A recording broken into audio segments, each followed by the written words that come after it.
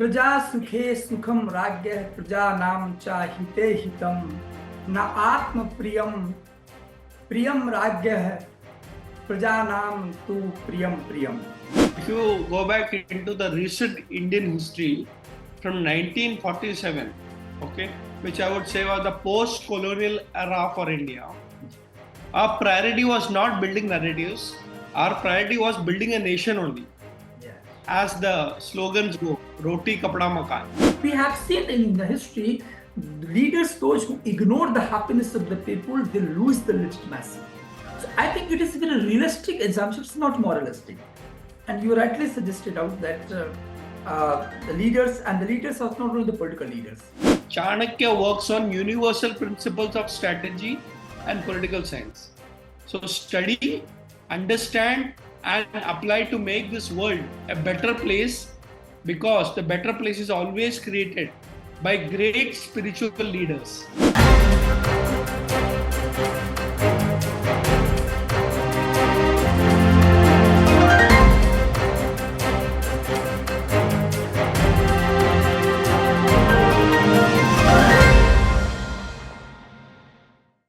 प्रजा सुखे सुखम राज्ञ प्रजानां च हिते हितम न आत्म प्रियम प्रियम राज्ञ प्रजानां तु प्रियम प्रियम. कौटिल्य के अर्थशास्त्र पर राजधर्म की चर्चा करते हुए इसी विषय पर आज हमारे साथ today we have with us India's best selling author doctor Radhakrishnan Pillai. Sir, most welcome to FGS. Thank you so much. आपने इतना मुझे बहुमान दिया, बुलाया आपके इस डिस्कशन के लिए. मुझे भी बहुत अच्छा लग रहा है. आप ऑलरेडी बहुत अच्छा काम कर रहे हैं. You been doing so much work about our countries. I would say generally policies के ऊपर आप बहुत काम कर रहे हैं, और इसमें थोड़ा चाणक्य के थॉट आपके भी है, मुझे पता है. And I am so happy to started with प्रजा सुखे सुखम राज्ञ, जो मेरे बोर्ड में भी लिखा. Thank you so much, sir. Thank you. Dr. Radhakrishnan Pillai is the Deputy Director at Chanakya International Institute of Leadership Studies at the University of Bombay. And he is currently also founder of Chanakya Anmachki and Atma Darshan. He has a master's degree in Sanskrit and PhD in Arthashastra. So I am delighted to have you here, sir, for this very important topic. Thank you so much, sir, again for joining us. Let's start this conversation by the first question. How do you see that Kautilya is known Indian Machiavelli, while he was born more than 1,000 years ago than Machiavelli? Machiavelli is not known the Kautilya of Europe, sir. I think you are absolutely right, sir. Because if you look at chronological order, Chanakya is much before Machiavelli. Much before Machiavelli. In fact, that's a wrong comparison, because you can never say that, that Chanakya was a Machiavelli. Maybe Machiavelli learned from Chanakya. It's the other way around. In fact, this is because of the kind of information and education that has gone into our head. The Western culture actually has been our first impression in our education. तो होता क्या कि पहले आपको western concept सिखाए जाते हैं, फिर इंडियन कंसेप्ट सिखाए जाते हैं. शायद इंडियन कंसेप्ट सिखाए भी नहीं जाते. हमें ऐसा लगता है कि strategic thinking, political science come from the west. देखो, वेस्ट में भी बहुत सारी अच्छी बातें हैं. I am not denying the fact. In fact Machiavelli, और if you look at Sun Tzu and the art of war, that is also a contribution in the political space. But the way I look at is that we are not even aware that Chanakya existed, जैसे आपने बताया, much before Machiavelli और even Sun Tzu. So I would say it's a problem because you are not studied history the way you have studied. So comparison होता रहेगा, but I think we should take the best of both the worlds. But definitely, as you said, Chanakya much more years ahead preceded Machiavelli, and the theories of Machiavelli and Chanakya are very different. And Chanakya is more inclusive, while Machiavelli's thought process is completely different. So the comparison according to me and according to you also, may not be the right comparison. Yes, thank you so much. You are rightly, sir, you rightly pointed out that the comparison, both are luminaries, both are outstanding strategic thinker. But the point is that, do you think that this is somehow Eurocentric dominance of narratives? How do you see? Yeah. And interestingly, who creates the narratives? Yeah. See what happens.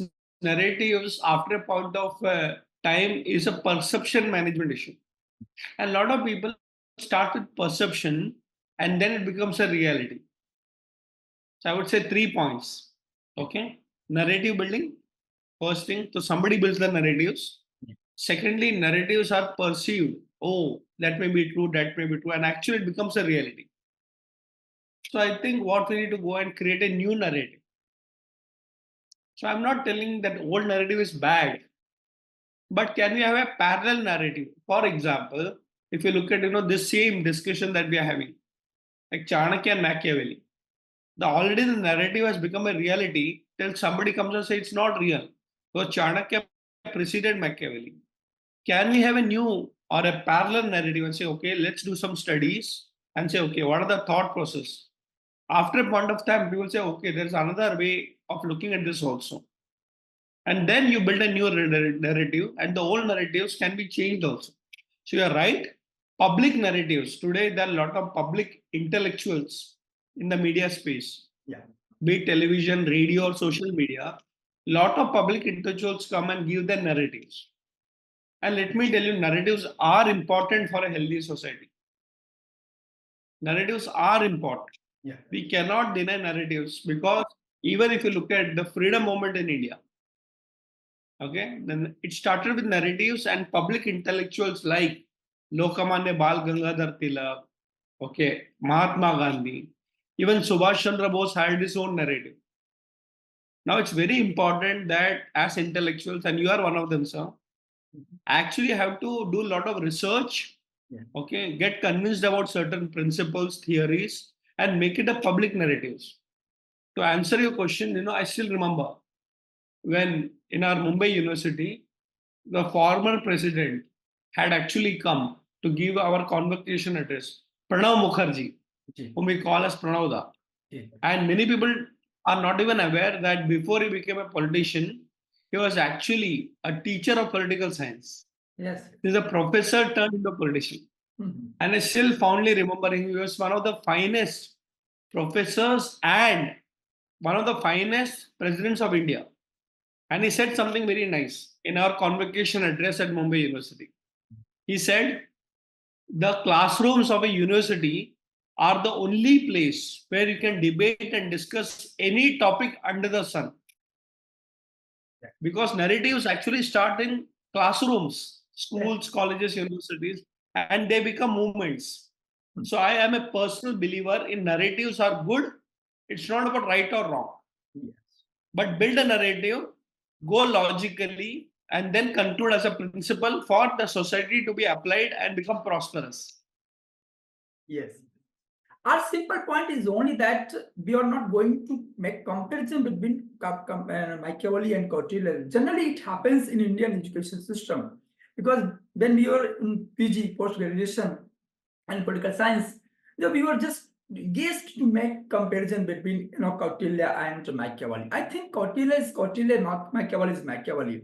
Both have different position, different timings, and but the point that is somehow that hurts me personally, that India, even India has been reluctant, hesitant to build a strong narratives for Kautilya. I think the time has come to start these strong narratives. So yes, sir. Yes, sir. So thank you so much, sir. My second question to you, Kautilya's mandala theory, and which is related to the foreign affairs, foreign policy. So the two questions are, the first question is related to the second question. The first question is, do you think that India itself has been hesitant, reluctant to adopt a very realistic posture of Kautilyan foreign policy? like Samdam, Dandabhed. So we were very reluctant, and we have given the posture of idealism at least 3-4 decades from 1947. The one question. So related to the second question, how mandala theory has reshaped the trajectory of global politics. Very interesting, very interesting. You know, Chanakya or Kautilya was a political thinker. And there are a lot of contributions about him that actually is very much relevant in global political scenario. And you mentioned one of them, the Raja Mandala theory.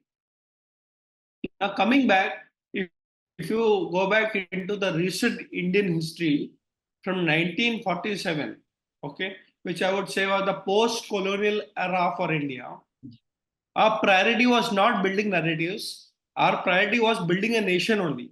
Yes. As the slogans go, roti, kapda, makan. Yes, exactly. फिर बाद में बिजली, सड़क, पानी. Now tell me one thing, a nation which doesn't have basic food to eat, they don't have shelters, they don't have clothes to wear. Now, how can you actually have intellectual discussions? Yeah. You know, in Marathi, I come from Mumbai, which is part of Maharashtra. There's a very popular saying, Agodar Potoba, Nantar Vithoba, which I have to translate in English. Vithoba is a god. Okay? He is the avatar of Krishna. Potoba means stomach. If you cannot satisfy your stomach, how will you think about God? Exactly. So philosophy is a highly intellectual subject. And if you look at a nation which is now coming to terms with itself, was struggling. From 1947, we had to have a lot of issues that had to be tackled by our leaders. Be it, the wars that we fought, be it the green revolution, white revolution. So ours was a country which was actually did not have the basics. Exactly. Now, once we got the political freedom, it took us almost 70, 75 years to bring in an Indian thought process, or what we generally call as a new narrative. Then, okay, now we are free, we are a little bit economically stable, we have a long way to go. So, abhi chalo chai pe charcha karte hain. So let's now have some good discussion. And only in that state of mind, when your basics are taken care, can you actually discuss political theories. Now, coming back, even though we are having a say in world politics today, India is no more taken very casually. And sir, freedom of global studies, you also have a global say today. You are heard in so many forums. Yeah. If you go back 10, 15 years ago, India wasn't that strong. And I would even go back to what Swami Vivekananda said, that during those days, I'm talking about 150 years ago, 150 years ago, who considered Indian thought as real thought. But then, now we are strong as a nation. We have a military which is strong. We have economic power. We have political power. And the world is waiting for us. So coming back, if 25 years ago, if I had to talk to you and tell, we have a mandala theory. Okay. Tell me how to earn my bread and butter first. Yes. So I think the starting point was a mindset of poverty, intellectual poverty, which was real poverty outside also. But now we are saying, okay, we have the basics in place. Let us talk about Samadhana Dandabhed. Let's talk about political philosophy. And today, not only the world hears it, even Indians listen to Indians when we talk about Chanakya. One very important point, it is not that we were not aware of Chanakya or Arthashastra. We were aware. Even in 1920s, the world actually came to us. And there are so many references where Kautilya was quoted by European scholars.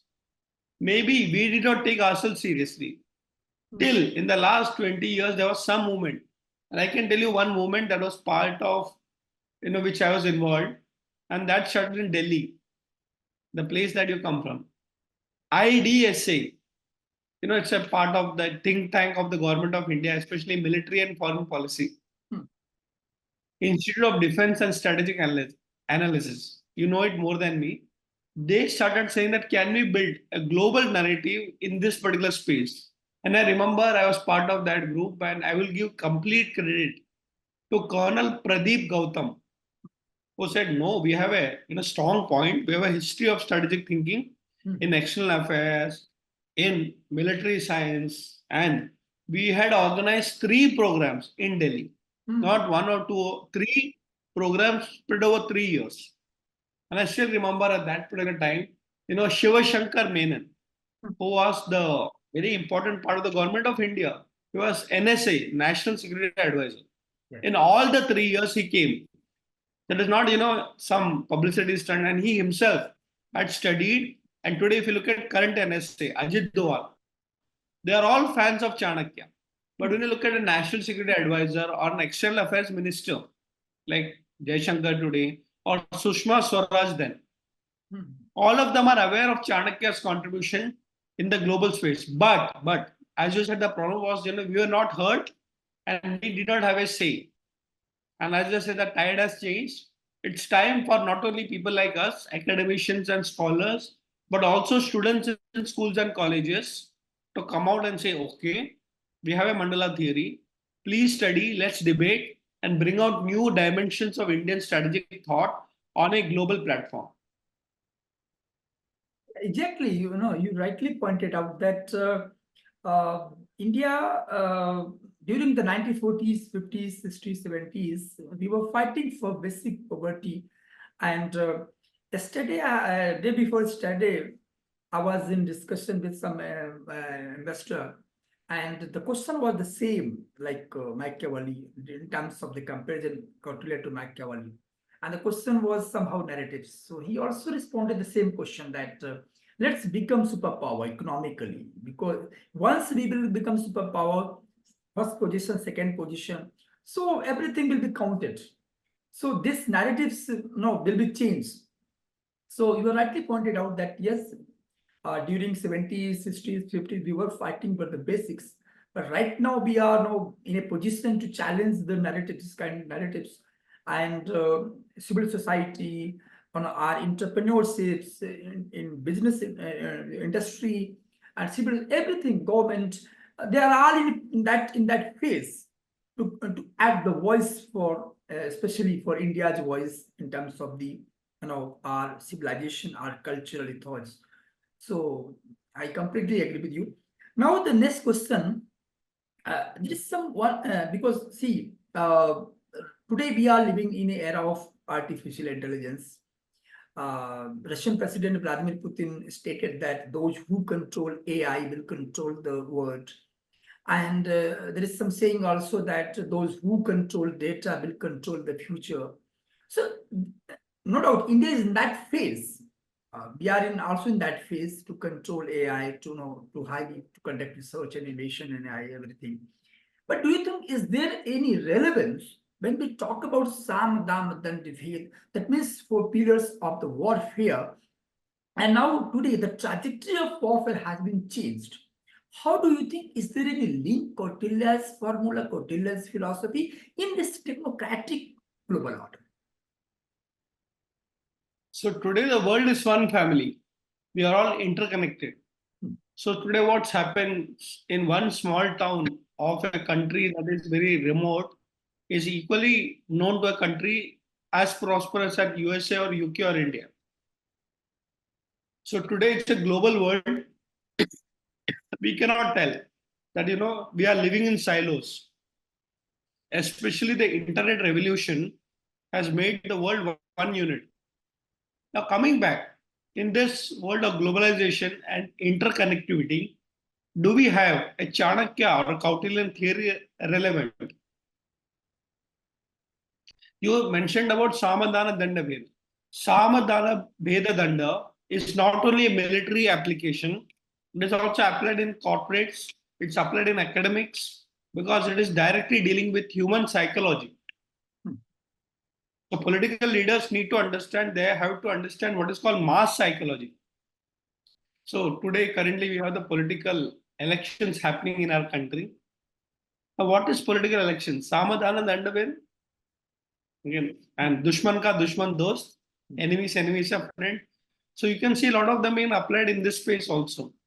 Now coming to the point that, in this globalized world, how do we apply Samadhana Danda? There are 3 levels in which we can apply. The first level is one-to-one. What do you mean by one-to-one? when two people are negotiating, especially when leaders are negotiating, okay, and for their own respective countries, okay, they have to be very clear that I have to make a deal, I have to let it, be very clear about my benefit for my country, my nation, or whatever. So one-to-one samadhana with second is one-to-many. So when I'm speaking, let's say what we are doing right now, I mean, it's a discussion between you and me, sir. But the reality is that it's actually one-to-many, because the people who will be watching this may not be just two of us. The many people are watching it also. So it's one-to-many. There also samadhana dandaveda comes in. And the third is very important, called many-to-many. What is many-to-many? So basically, when it becomes a public debate, okay, many people will come into one side and the other people come to other side. So there are two groups, and there also samadhana dandaveda comes in. What we generally call public narratives or public debates. There also we need to have the understanding that human psychology works. So when you look at the media world today, it's many to many. The many medias, and there are many people watching the same media. So I would say that there are three levels: one-to-one, one-to-many, and many-to-many. And Chanakya would look at one common factor in all the three: understanding and communication based on human psychology. Dr. Pillai, the next question regarding Rajdharma. Let's talk about Praja Sukhe Sukham Ragya. There is a lot of deterioration, there is a lot of crisis in terms of the legitimacy. People are now losing faith in leadership. And the leadership does not mean only the political leadership, because I have seen your podcast that you have been talking about management and corporate leaderships, the leadership in the different domain. How do you see, what is your point to take on the particular this phrase of Kautilya's Praja Sukhe Sukham Ragya? Do you think that the leaders, today's leaders, current leaders, has forgotten this very important line of Kautilya? So it's good to pocket such ideas. It is good. But the sad part is that many people don't understand. So quoting Chanakya is one part of it, but understanding Chanakya is a very important part. So Chanakya ko quote karna, okay, like I also quoting, right? Praja sukhe sukham rajya prajanam chu hite hitam. In a speech, it is good, okay? But the reality is that, do you understand it? Do you practice it? Do you see the benefits? And that is where the gap is. Coming back to Rajdharma, a lot of people can talk about it. A lot of material available in our scriptures, right from Mahabharata. Okay, dharmo rakshati rakshita. But are you following dharma? Are you following ethics and moral? Oh, that's good for philosophy discussions. But when you talk about ethical leadership, it's a gap. Today, unfortunately, leaders have become dealers. So, हमारा तो वही है ना, finally, Arthashastra. And lot of people actually misquote Chanakya. They misunderstand Chanakya and misquote Chanakya. Oh, I apply Chanakya Niti. Okay. What do you apply? What do you know about Chanakya Niti? Samadhana Beda Danda, Praja Sukhe Sukham Raja. It's good. But the reality is that Chanakya wanted this to be a philosophy of life for leaders. So when a king or a queen or any leader, be it in the political space or be it in the corporate space or any place, actually studies Chanakya, the first thing that happens, his philosophy becomes clear. Any country without a philosophy actually will not last long. You have seen so many civilizations, right? They came, they went. But why is India's civilization still, alive today? Because it was very clear that this nation stands for spirituality. And the day spirituality goes away, this nation will be ruined. So it's very important to know that all these are philosophies to be practiced, understood, implemented, and lived. Otherwise, it's all good for people like me, to quote Chanakya. Public speeches में बोलना बहुत अच्छी बात है. You get some loud applause, likes, forward shares. But the reality is that to understand Chanakya is a lifelong commitment. So I would suggest that please study Chanakya, understand Chanakya, apply Chanakya, see the results, and please do quote Chanakya. Like, it's very important to take this to the public also. Publicity is very important. But first is to learn, understand, internalize, and then talk about Chanakya. Yes, you're right. For the sustenance of regime, it's very essential to have a kind of legitimacy. And if the foundation is the happiness of the people, I think it is a realistic assumption. It's not moralistic. As we people know, just view that this is a very moralistic portion, moralistic statement that happiness of the people. Leaders don't care about the happiness of the people, but we have seen in the history leaders, those who ignore the happiness of the people, they lose the legitimacy. So I think it is a very realistic assumption, it's not moralistic. And you rightly suggested out that the leaders are not only the political leaders, management leaders, academic leaders, everywhere there is a need for the leaders, and leaders' role is everywhere. Sir, the last question. What is your message to especially the youth, those who are very, very passionate about the Kautilyan philosophy and want to apply in this global governance system? Especially, I'm talking about the technocratic, techno governance model. So, what is your message for the youth if we follow the Kautilya? So that's a very interesting question, because the current generation of youth, whom we call millennials and Generation Z and Generation Alpha, they have a big advantage. Okay, what is the biggest advantage this generation of youth has? Connectivity through technology. Okay, but the question is that what is the common problem all the youth of the world has? They have similar problems, like for example, mental health, attention span. Technology can be double-edged sword.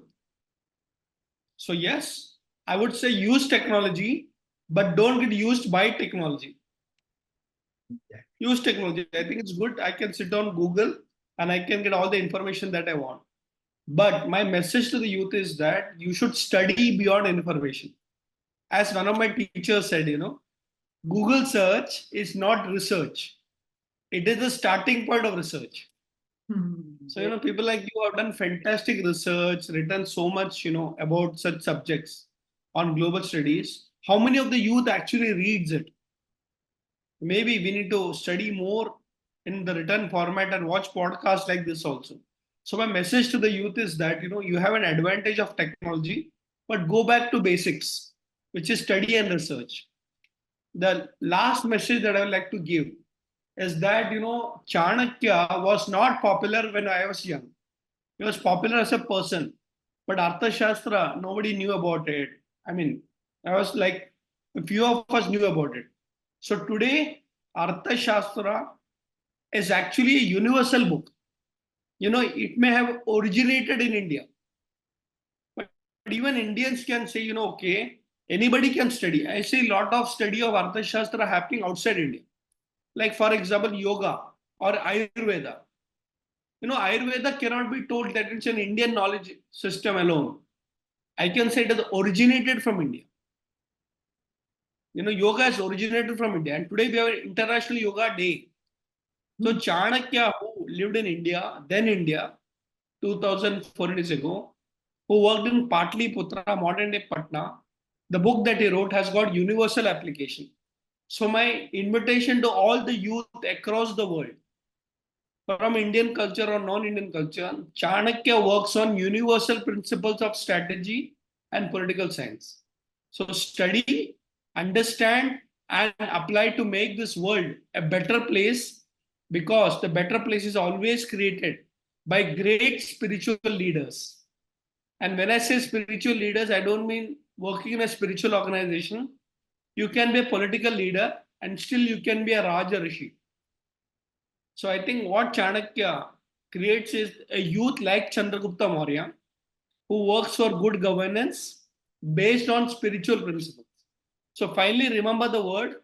Ideal leader for Chanakya is called Raja Rishi. Raja, a leader, but also a Rishi, a thinker and a philosopher. So become philosophical leaders to take the world to a bigger level and make sure everybody is happy and the world is sustainable. Thank you so much, sir, for your unparalleled insights on Kautilya's philosophy. And I hope that especially youth, because youth is going to handle this technocratic society and where we are going to enter in that era where the intelligence is the artificial. Somehow a human being is defined by the faculty of reason, but now today it is going to reverse when your faculty of reason is going to replace by the artificial. So thank you so much, sir, for joining us, for coming us, and for your deep insights. Thank you so much.